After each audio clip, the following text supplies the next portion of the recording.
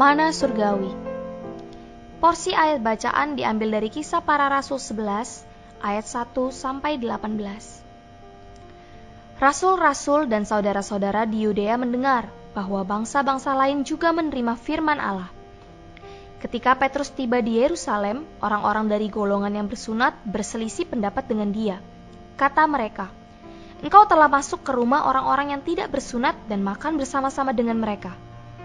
Tetapi Petrus menjelaskan segala sesuatu berturut-turut, katanya, "Aku sedang berdoa di kota Yope, tiba-tiba rohku diliputi kuasa ilahi, dan aku melihat suatu penglihatan, suatu benda berbentuk kain lebar yang bergantung pada keempat sudutnya, diturunkan dari langit sampai di depanku.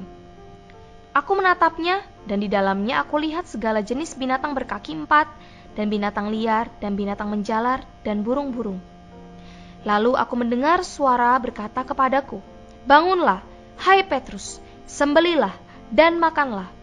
Tetapi aku berkata, 'Tidak Tuhan, tidak, sebab belum pernah sesuatu yang haram dan yang tidak tahir masuk ke dalam mulutku.' Akan tetapi untuk kedua kalinya suara dari sorga berkata kepadaku, 'Apa yang dinyatakan halal oleh Allah, tidak boleh engkau nyatakan haram.' Hal itu terjadi sampai 3 kali, lalu semuanya ditarik kembali ke langit. Dan seketika itu juga 3 orang berdiri di depan rumah di mana kami menumpang. Mereka diutus kepadaku dari Kaisarea. Lalu kata Roh kepadaku, 'Pergi bersama mereka dengan tidak bimbang.' Dan 6 saudara ini menyertai aku. Kami masuk ke dalam rumah orang itu.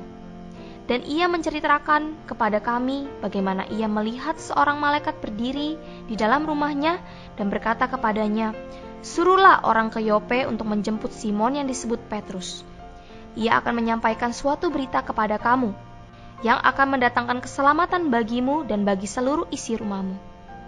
Dan ketika aku mulai berbicara, turunlah Roh Kudus ke atas mereka, sama seperti dahulu ke atas kita. Maka teringatlah aku akan perkataan Tuhan. Yohanes membaptis dengan air, tetapi kamu akan dibaptis dengan Roh Kudus. Jadi jika Allah memberikan karunia-Nya kepada mereka sama seperti kepada kita pada waktu kita mulai percaya kepada Yesus Kristus, bagaimanakah mungkin aku mencegah dia?" Ketika mereka mendengar hal itu, mereka menjadi tenang, lalu memuliakan Allah, katanya, "Jadi kepada bangsa-bangsa lain juga Allah mengaruniakan pertobatan yang memimpin kepada hidup." Saudara-saudari, pagi ini kita membaca Kisah Para Rasul pasal 11 ayat 1 sampai 18 yang menyajikan tentang pengakuan para rasul dan saudara di Yudea. Rasul-rasul dan saudara-saudara seiman di Yudea mendengar bahwa bangsa-bangsa lain juga menerima firman Allah. Ketika Petrus tiba di Yerusalem, orang-orang dari golongan yang bersunat berselisih pendapat dengan dia. Sunat adalah ketetapan lahiriah yang diwarisi orang Yahudi dari nenek moyang mereka Abraham. Sunat membuat mereka berbeda dan terpisah dari orang-orang bukan Yahudi. Ini menjadi satu formalitas tradisional yang mati, sekedar tanda pada daging tanpa arti rohania apapun. Dan ini justru menjadi penghalang besar bagi perluasan Injil Allah menurut ekonomi perjanjian barunya. Di ayat 3, orang-orang dari golongan yang bersunat itu berkata bahwa Petrus telah masuk ke rumah orang-orang yang tidak bersunat dan makan bersama-sama dengan mereka. Mulai ayat 4, Petrus menjelaskan secara berurutan apa yang telah terjadi. Petrus melanjutkan menjelaskan bahwa Roh Kudus turun ke atas orang-orang di rumah Kornelius. Dan Petrus teringat akan perkataan Tuhan, Yohanes membaptis dengan air, tetapi kamu akan dibaptis dengan Roh Kudus. Kemudian di ayat 17, Petrus menyimpulkan, jadi jika Allah memberikan karunia yang sama kepada mereka seperti kita pada waktu kita percaya kepada Yesus Kristus, bagaimana mungkin aku mencegah dia? Ketika mereka mendengar hal itu, mereka menjadi tenang lalu memuliakan Allah. Katanya, jadi kepada bangsa-bangsa lain juga Allah mengaruniakan pertobatan yang memimpin kepada hidup.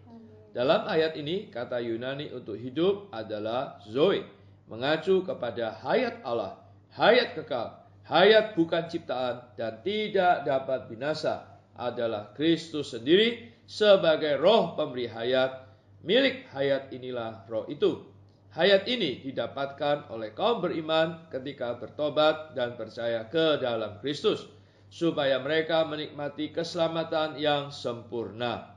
Berkat-berkat ilahi yang tercakup dalam Injil yang diberitakan oleh Petrus tidak hanya pengampunan dosa dan keselamatan, tetapi juga Roh Kudus dan hayat. Pengampunan menanggulangi dosa-dosa manusia, hayat menanggulangi kematian manusia. Saudara-saudari, kita perlu terkesan bahwa kitab Kisah Para Rasul adalah satu kitab bersifat zaman. Perkara peralihan zaman adalah satu butir penting dalam kitab Kisah Para Rasul.